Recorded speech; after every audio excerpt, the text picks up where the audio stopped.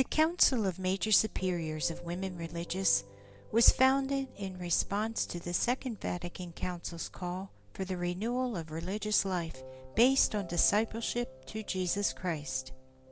Religious in America discerned diverse responses to this call to renewal. Some understood it as a call to create a new way of religious life, while others understood it as a call to renew the religious life they had received. These distinct and rich responses called for distinct and rich communities of support and guidance. CMSWR provides one such avenue of support and guidance. Its purpose is to serve major superiors of women religious and their communities by providing mutual support in sustaining the transcendent nature of religious life. Members of CMSWR and their institutes stress community-based profession of vows and obedience to the magisterium of the Church. They maintain and emphasize the centrality of common life, common prayer, community-based ministries, and witness to consecration in poverty through the religious habit.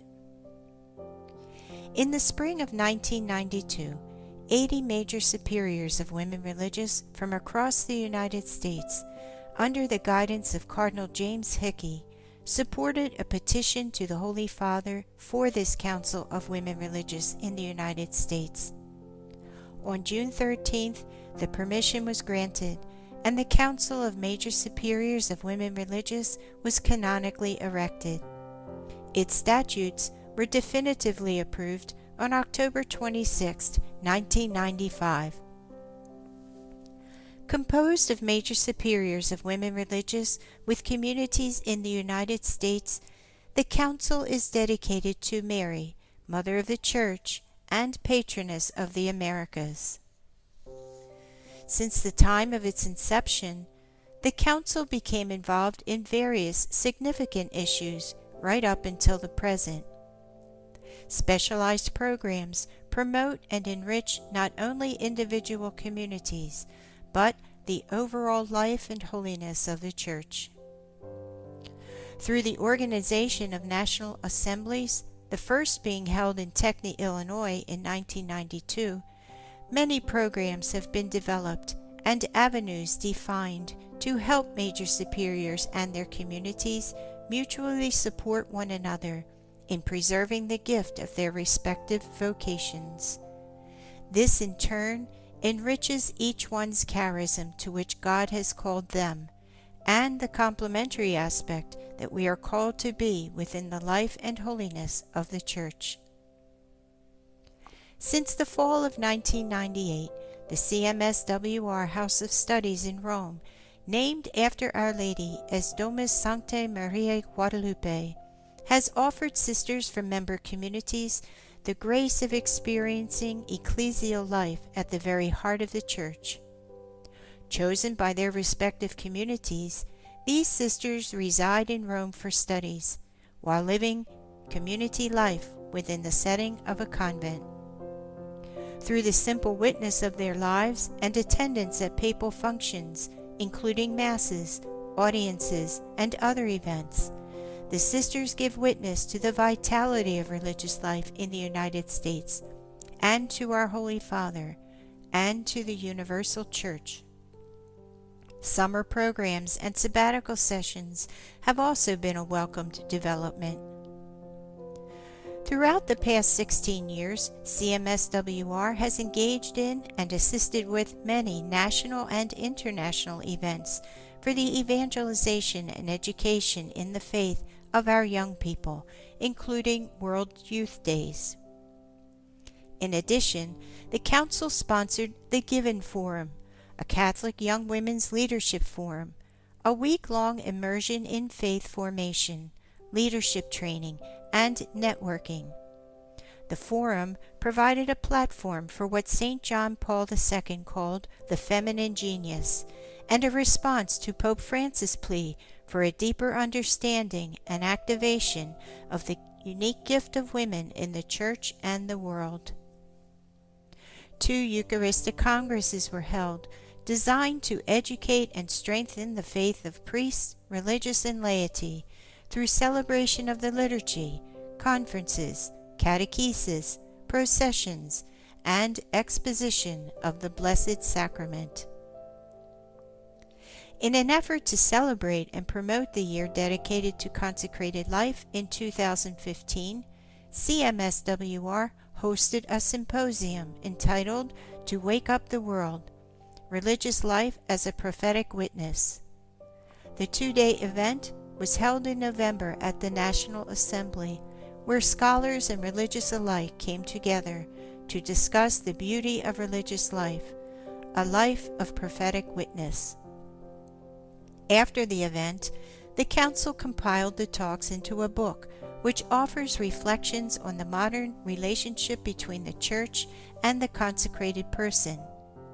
Each presentation provides a perspective on the many joys of consecrated life and an understanding that through their very nature, the religious, by way of Jesus Christ, are prophetic examples.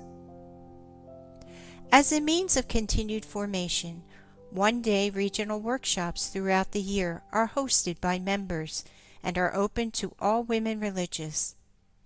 They aim at fostering continuing education and dialogue concerning the essential elements of religious life, immigration, finance, and other topics of interest.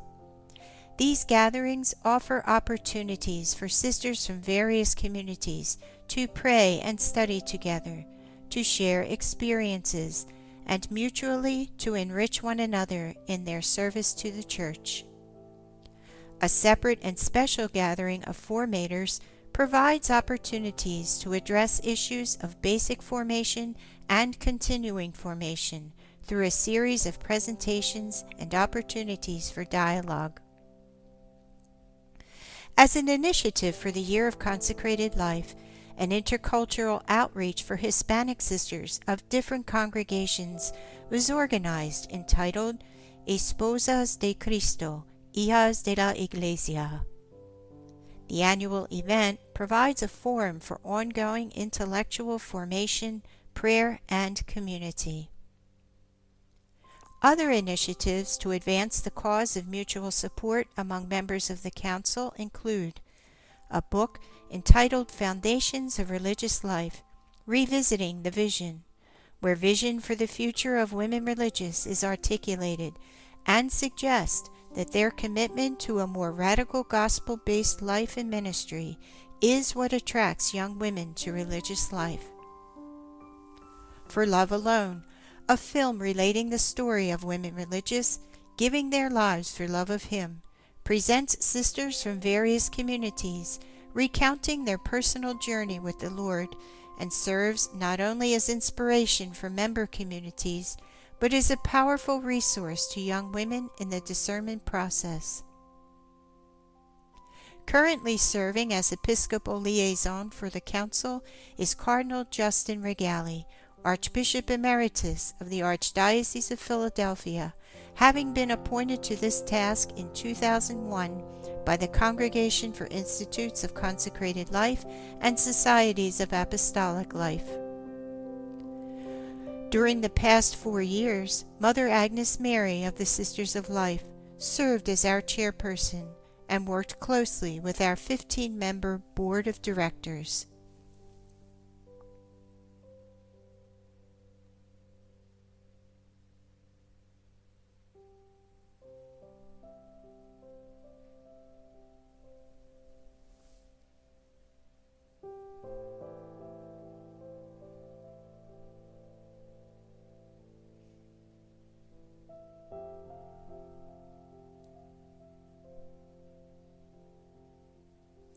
Additionally, a recently formed advisory council assists the Board of Directors of CMSWR in the advancement of its mission, bringing professional experience, ecclesial wisdom, and best practices to bear on the furthering of religious life in the Church of America.